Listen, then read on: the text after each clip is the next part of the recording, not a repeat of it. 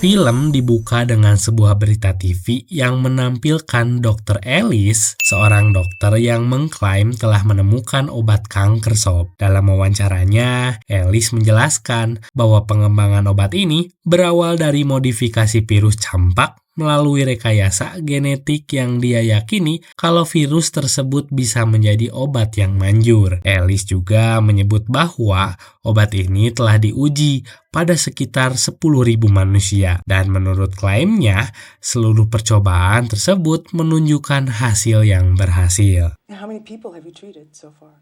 Well, we've had 10,009. 3 tahun kemudian, di kota New York terlihat kosong melompong. Seperti kota mati gitu sob. Tidak ada satupun tanda kehidupan yang tersisa di sana. Kecuali satu orang bernama Robert Neville. Kelumpuhan total kota ini ternyata disebabkan oleh virus hasil pengembangan Ellis yang justru berubah menjadi wabah mematikan dan menyebar ke seluruh dunia. Robert bersama anjingnya menyusuri kota itu menggunakan mobil dengan harapan masih ada seseorang yang tersisa di New York itu. Saat melajukan mobilnya dengan kecepatan tinggi, segerombolan rusa tiba-tiba melintas di jalan dan membuat kendaraannya kehilangan kendali. Robert kemudian mengejar rusa-rusa tersebut dan berniat memburunya. Namun, karena tidak berhasil mengejar rusa itu menggunakan mobil, Robert memilih turun dan masuk ke area semak-semak agar bisa menembaknya sebagai stok makanan. Namun, sebelum sempat menarik pelatuk, 2 ekor singa tiba-tiba menyerang rusa incarannya lebih dulu. Di saat yang bersamaan, alarm di jam tangannya berbunyi dan menandakan bahwa malam akan segera tiba. Menyadari waktu yang semakin sempit, Robert segera pulang dan berusaha menghilangkan jejak keberadaannya sebelum malam tiba. Sesampainya di rumah, ia makan bersama anjingnya sambil menonton berita, lalu memandikannya sebelum matahari benar-benar tenggelam. Di tengah kota yang telah mati itu, anjingnya menjadi satu-satunya sahabat yang menemani Robert dalam berbagai kondisi. Gak lama kemudian, alarm di jam tangannya kembali berbunyi dan Robert terlihat mulai gelisah. Ia pun segera menutup rapat seluruh jendela rumahnya dengan pintu besi, hingga bagian dalam rumah tersebut berubah menjadi gelap gulita. Dalam kondisi itu, Robert dan anjingnya memilih berdiam diri di dalam bathtub. Sementara dari luar rumah, terdengar suara bising segerombolan zombie yang sejak virus mematikan menyebar telah menguasai kota. Di tengah kepungan suara tersebut, Robert kembali teringat pada malam pertama saat wabah itu mulai merebak. Robert yang merupakan mantan kolonel militer berusaha mengamankan anak dan istrinya ke tempat yang aman. Saat itu, wabah dikabarkan menyebar melalui udara dan seluruh kota akan segera diisolasi. Robert meminta istrinya untuk mengambil uang sebanyak-banyaknya, lalu membawa dirinya dan putri mereka pergi menjauh, serta tidak keluar rumah selama 2 minggu. Robert meyakinkan istrinya bahwa obat akan ditemukan dalam waktu 2 minggu. So it is with great sadness, but even greater resolve, military quarantine of New York City. Tapi istrinya meminta Robert untuk ikut pergi bersamanya dan meninggalkan kota New York. Mereka pun sempat berdebat tuh, hingga tiba-tiba mobil mereka dihampiri oleh zombie sob. Pagi harinya, Robert kembali menjalani hidup dengan rutinitas yang sama setiap hari. Ia turun ke laboratorium di ruang bawah tanah untuk melakukan eksperimen obat pada tikus-tikus yang terinfeksi. Namun, sampai titik itu, Robert belum juga menemukan penawar virusnya. Tikus-tikus uji coba tersebut masih berperilaku brutal dan tidak ada satupun hasil penelitiannya yang benar-benar mampu membunuh senyawa virus itu. Dr. Robert Neville, 391 Animal Trials, streaming video. Namun tiba-tiba, di antara belasan tikus yang dijadikan bahan uji coba, Robert melihat satu tikus yang menunjukkan penurunan respon agresif. Meskipun bagian pupil matanya terlihat berubah. Setelah memastikan kondisi tikus-tikus tersebut, Robert kembali membuka lemari senjatanya dan pergi berkeliling kota dengan mobil mobil. Ia tahu para zombie tidak mungkin keluar pada siang hari. Saking sepinya kota ini, Robert sampai terbiasa berbicara dengan manekin yang sengaja ia letakkan di beberapa toko. Ia masuk ke toko kaset, mengambil kaset-kaset yang ia inginkan, lalu berbicara sendiri dengan manekin-manekin itu, seolah sedang berinteraksi dengan manusia sebagai cara untuk mengusir rasa sepinya. Morning, Hank.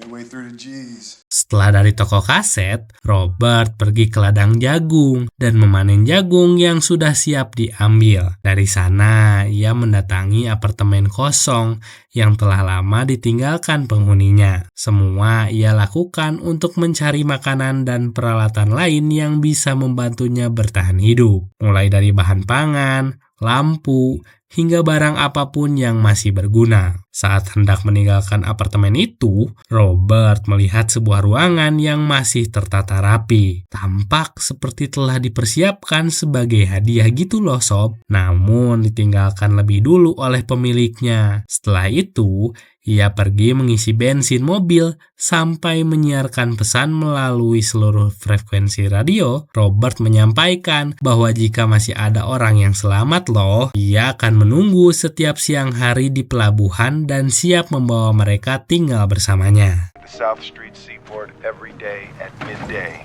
If anyone, I can provide food.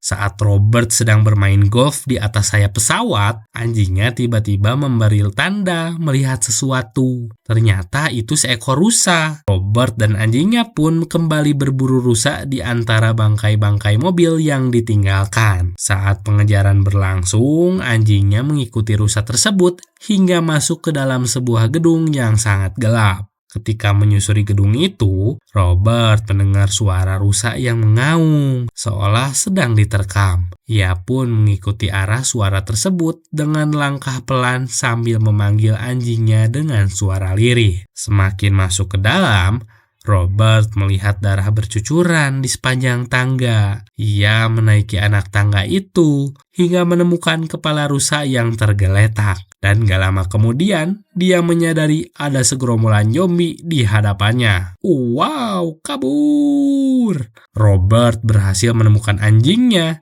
yang terlihat sangat ketakutan dan terus menatap ke satu arah. Di saat itulah Robert menyadari ada suara lain di sekeliling mereka dalam kegelapan. Ketika ia menoleh, sesosok zombie itu langsung menyerangnya sob.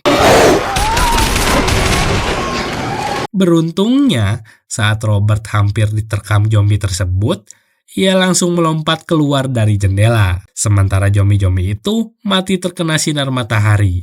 Situasi ini kemudian dimanfaatkan Robert untuk membuat jebakan, mengingat salah satu tikus uji cobanya mulai menunjukkan perubahan. Robert berniat melanjutkan eksperimennya langsung pada zombie. Ia pun mengambil sampel darah untuk memancing zombie masuk ke perangkap. Gak lama kemudian, jebakan itu benar-benar bekerja sob, dan satu zombie berhasil tertangkap. Hal ini memancing reaksi dari Raja Zombie, karena yang tertangkap ternyata adalah pasangannya. Cuaks! Ia berteriak dan menatap Robert dengan penuh amarah, namun tidak bisa keluar karena matahari masih bersinar. Robert kemudian membawa zombie tersebut pulang untuk dijadikan objek eksperimen. Setibanya di rumah, Robert memeriksa kondisi tubuh zombie itu, lalu menyuntikkan antivirus yang sama seperti yang ia gunakan pada tikus percobaan. Beberapa saat kemudian, detak jantung dan denyut nadinya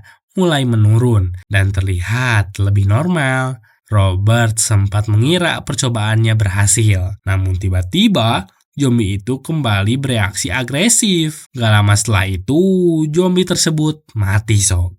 Namun Robert tidak membiarkannya begitu saja. Ia kembali menyuntikkan virus tersebut agar zombie itu hidup kembali. Robert mulai merasa frustasi karena antivirusnya ternyata belum berhasil bekerja pada manusia. Ia kemudian memasukkan zombie itu ke dalam ruangan kaca yang dikunci rapat. Saat itu diketahui bahwa sudah hari ke-1001 sejak wabah menyebar. Robert merekam dirinya untuk membuat laporan perkembangan antivirus yang sedang ia teliti. Ia menjelaskan bahwa hingga hari ke-1000 dirinya masih kebal baik melalui udara maupun kontak langsung. Vaccine trials continue. I'm still unable to transfer my immunity to. Ingatan Robert kembali ke masa ketika ia membawa istri dan anaknya keluar dari New York. Dalam kondisi darurat, mereka harus berjalan kaki karena jalanannya ditutup. Keluarga Robert dijaga ketat oleh militer, Sob. Malam itu, kota New York terlihat sangat sibuk dengan warga yang mengantri untuk dievakuasi. Para tentara memeriksa warga satu persatu, dan siapapun yang terindikasi terinfeksi tidak diizinkan masuk. Situasi semakin kacau ketika istri Robert dinyatakan positif dan harus dikarantina oleh militer. Robert berusaha menarik istrinya, namun para tentara justru menodongkan senjata. Ia lalu memerintahkan anak buahnya untuk memeriksa ulang, dan pada pengecekan kedua, hasilnya dinyatakan bersih. I am Lieutenant Colonel Robert Neville. I'm ordering you to scan her again. It's clear. Setelah itu, Robert mengantar istri dan anaknya menuju helikopter dan melepas mereka untuk dievakuasi bersama pasukan militer. Sebelum pergi, anaknya menyerahkan anjingnya kepada Robert dan membuat kupu-kupu dari tangannya sebagai salam perpisahan. Sementara Robert harus kembali ke pusat penyebaran virus tersebut. Nah, pagi harinya, tepat di hari ulang tahunnya, Robert sarapan sambil menonton berita yang menyiarkan penelitiannya, termasuk kabar tentang 10.000 orang yang menjadi korban awal dari obat yang dikembangkan oleh Dr. Ellis. Setelah itu, ia kembali menjalani harinya dengan berburu bersama anjingnya, seperti rutinitas yang sudah ia jalani selama ini. Saat menyusuri kota, Robert melihat manekin yang sebelumnya ia pasang di toko kaset kini berada di tengah jalan. Ia merasa janggal karena tidak pernah memindahkan manekin itu keluar. Karena curiga, Robert mengambil senjatanya dan mengira manekin tersebut hidup. Ia pun menembaki manekin itu beserta area sekitarnya, meluapkan rasa frustasinya. Ketika mendekat, barulah Robert menyadari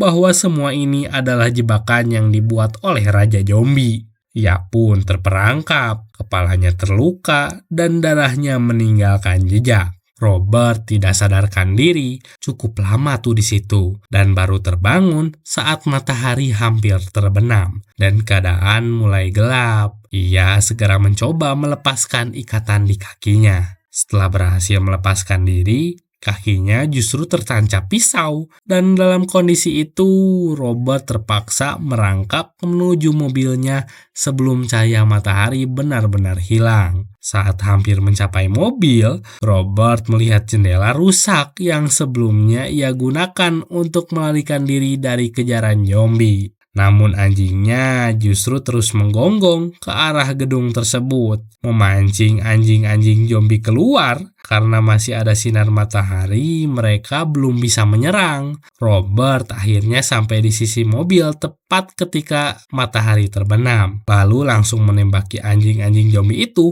yang menyerangnya. Beruntung, Robert berhasil menembak mati seluruh anjing zombie tersebut. Sesampainya di rumah, Robert langsung mengobati anjingnya yang terluka saat berusaha melindunginya. Ia memeluk anjing itu, berharap kondisinya baik-baik saja. Namun saat memeriksa lebih dekat, Robert menyadari bahwa anjing kesayangannya telah terinfeksi virus mematikan itu. Dengan berat hati, ia pun terpaksa membunuh anjingnya, Sob. Keesokan paginya, Robert kembali menyusuri kota seorang diri. Ia terlihat sangat terpukul atas kepergian anjingnya. Robert mendatangi toko kaset dan kembali berbicara dengan manekin yang masih berada di sana. Sambil menangis, ia benar-benar merasakan kesepian hidup sendirian di kota mati itu, berharap manekin tersebut bisa menjawab sapaannya. Malam harinya, para zombie kembali keluar dari tempat persembunyian mereka, Sob. Dalam kondisi mental yang sedang hancur, Robert sengaja menabrakkan mobilnya ke arah para zombie. Namun jumlah mereka terlalu banyak hingga mobil Robert akhirnya hancur. Raja Zombie pun berteriak dan memerintahkan pasukannya untuk terus menyerang mobil tersebut sampai benar-benar ringsek.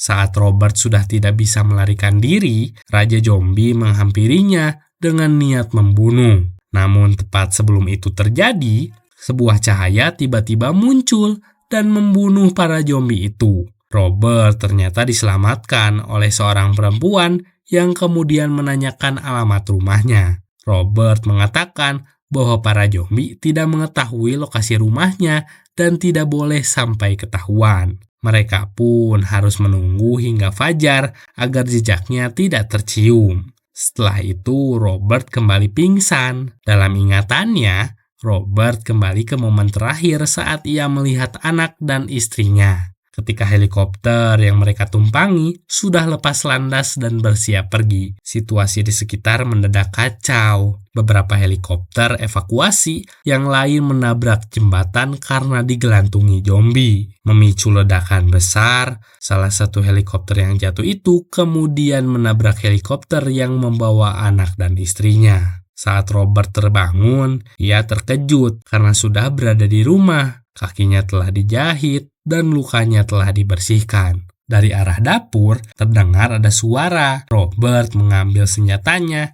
dan berjalan perlahan ke sumber suara. Hingga ia melihat seorang perempuan dan seorang anak sedang memasak. Mereka adalah Anna dan Ethan.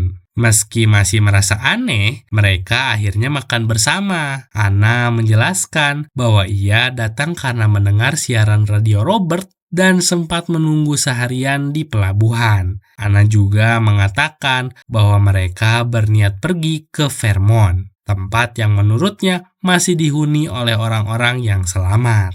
Robert menanggapi dengan mengatakan bahwa tidak ada lagi tempat yang aman. Namun Anna percaya bahwa masih ada daerah di pegunungan yang belum terinfeksi. Pada titik itu, Robert justru mengamuk dan melempar piring sambil mengatakan bahwa tidak ada lagi yang selamat. Kemarahannya muncul dari rasa kehilangan dan tekanan hidup sendirian selama ribuan hari. Everybody is dead. Setelah sedikit menenangkan diri, Robert turun kembali dan melihat Ethan sedang menonton kartun. Tanpa sadar, Robert ikut melafalkan dialog kartun tersebut, seolah ia telah menontonnya berulang kali selama bertahun-tahun. Dari situ, Anna menyadari bahwa Robert sudah sangat lama tidak berbicara dengan manusia lain. Robert kemudian mengucapkan terima kasih atas pertolongan anak. Anna menceritakan bahwa ia berasal dari kapal evakuasi, namun di kapal tersebut ada orang yang terinfeksi. Saat virus menyebar dengan cepat, hanya 5 orang yang kebal. Sayangnya hanya Anna dan Ethan yang berhasil kabur. Anna kembali menyampaikan rencananya untuk menuju Vermont, tetapi Robert menolak karena tidak ingin meninggalkan titik utama penelitiannya. I'm not leaving. This is my site. Di siang harinya, Robert, Anna, dan Ethan kembali ke lokasi tempat Robert pernah dijebak zombie. Ia mengatakan bahwa zombie seharusnya tidak mungkin mampu melakukan hal itu. Namun, Anna berpendapat bahwa mereka mungkin telah berevolusi. Saat Ethan berenang di kolam ikan dan mengeluh kedinginan, Robert tiba-tiba mendapatkan ide. Ia segera pulang ke rumah dan kembali ke laboratorium. Lalu menaruh es sebanyak mungkin di tubuh ratu zombie yang sebelumnya ia tangkap. Anna masuk ke laboratorium dan melihat langsung seluruh eksperimen yang dilakukan Robert. Di sana, ia menyadari betapa besar usaha Robert untuk menemukan obat. Setelah kembali ke atas, Robert menggendong Ethan dan menidurkannya di kamar anaknya. Saat keluar dari kamar, untuk pertama kalinya, Robert terlihat tertawa, bercanda dengan manusia lain, dan memutar musik. Menjelang matahari terbenam, Robert kembali menutup semua jendela rumah seperti rutinitas biasanya. Anna sekali lagi memujuk Robert agar ikut pergi ke Vermont. Robert mengatakan bahwa pemukiman di sana sudah tidak ada karena semua telah terinfeksi. Namun Anna tetap yakin tempat itu masih ada loh. Saat Robert bertanya dari mana keyakinan itu datang, Anna menjawab bahwa ia percaya pada pertolongan Tuhan. Robert yang sudah tidak lagi percaya memilih mengabaikan hal itu dan mengatakan bahwa sekitar 90% manusia di bumi telah meninggoy. Holy shit, termasuk kita dong. Sementara sisanya berubah menjadi zombie. Setelah perdebatan dengan Anna, Robert mendengar suara dari sekitar rumah. Saat ia melihat keluar jendela, zombie-zombie itu ternyata sudah mengetahui lokasi rumahnya dan mulai pada berdatangan. Anna langsung mengamankan Ethan, sementara Robert mencoba menyalakan lampu-lampu di perkarangan. Namun jumlah zombie itu terlalu banyak sob, hingga lampu-lampu tersebut semuanya pada rusak. Dalam kondisi itu, Robert langsung menyalakan bom yang sudah ia pasang di sekitar rumah untuk menahan serangan zombie. Saat Robert mencari Anna dan tidak mendapatkan jawaban, ia naik ke lantai atas. Tanpa disangka, Raja Zombie ternyata sudah berada di dalam rumah dan langsung menyerangnya. Terjadi perkelahian sengit antara Robert dan Raja Zombie. Robert dibanting ke sana ke sini, hingga saat terlempar ke bawah, ia berhasil meraih senjatanya dan menembaki Raja Zombie tersebut sampai kabur sementara. Bisa begitu ya, zombie bisa kabur gitu. Ada cerita Raja Zombie segala gitu. Memang benar-benar sangat mengerikan. Tapi ternyata masih ada zombie lain di dalam rumah. Robert menembaki mereka, lalu segera mencari Anna dan Ethan. Di lantai atas, ia menemukan Anna dan Ethan yang sedang bersembunyi karena ada zombie tepat di atas mereka. Ketika Ethan sempat bersuara, Robert langsung menembak zombie itu hingga mati. Lalu Robert melihat keluar, Raja Zombie kembali mengaung dan memanggil pasukannya yang kekuatannya jauh lebih besar sob.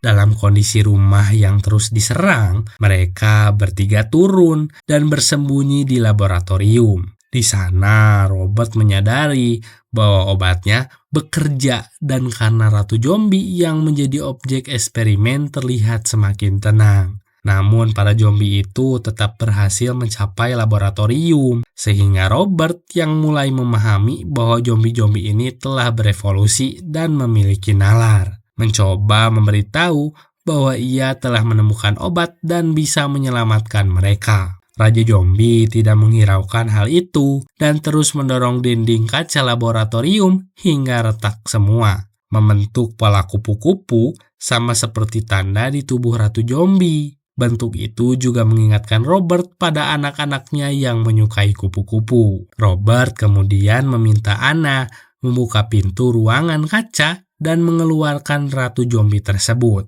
Raja Zombie menahan pasukannya agar tidak menyerang. Robert lalu mengambil jarum suntik dan menyuntikkan kembali virus itu hingga Ratu Zombie pun hidup kembali. Setelah itu, Raja Zombie membawa pasangannya pergi dan memberi isyarat kepada seluruh pasukannya untuk mundur. Dari situ, Robert menyadari bahwa mereka tidak berniat menyerang tanpa alasan. Mereka hanya ingin mengambil kembali pasangannya. Setelah kejadian itu, Robert pergi bersama Anna dan Ethan menuju Vermont, tempat orang-orang yang masih selamat berada. Dan di titik inilah film I Am Legend berakhir.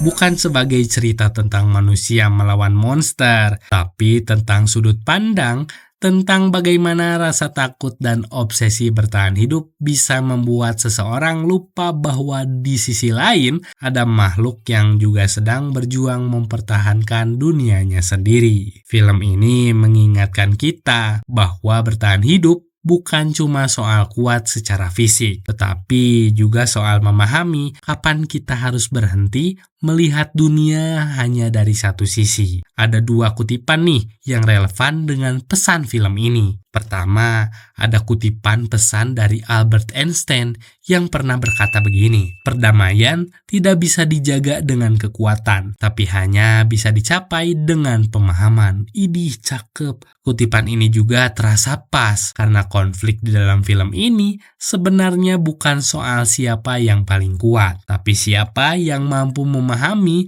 bahwa dunia sudah berubah. Dan sementara itu, Carl Jung pernah mengatakan begini sob, seseorang tidak akan menjadi tercerahkan dengan membayangkan cahaya, tapi dengan menyadari kegelapan dalam dirinya. Kutipan ini menggambarkan perjalanan Robert Neville yang akhirnya sadar bahwa tanpa disadari, ia telah menjadi sosok yang menakutkan bagi makhluk lain. Meski niat awalnya memang adalah menyelamatkan manusia sob. Nah, dari kisah ini, kita belajar bahwa garis antara pahlawan dan monster seringkali ditentukan oleh sudut pandang, bukan oleh niat. Nah, kalau menurut kalian gimana nih sob? Coba tulis pendapat kalian dong di kolom komentar. Dan kalau kamu suka dengan pembahasan film dengan sudut pandang seperti ini gitu, jangan lupa like, subscribe, dan share ke teman-teman kamu karena masih banyak nih cerita film seru lainnya yang akan kita bahas di video selanjutnya. Oke, cukup sekian di video kali ini. Sampai jumpa di video selanjutnya. See you next time and bye-bye!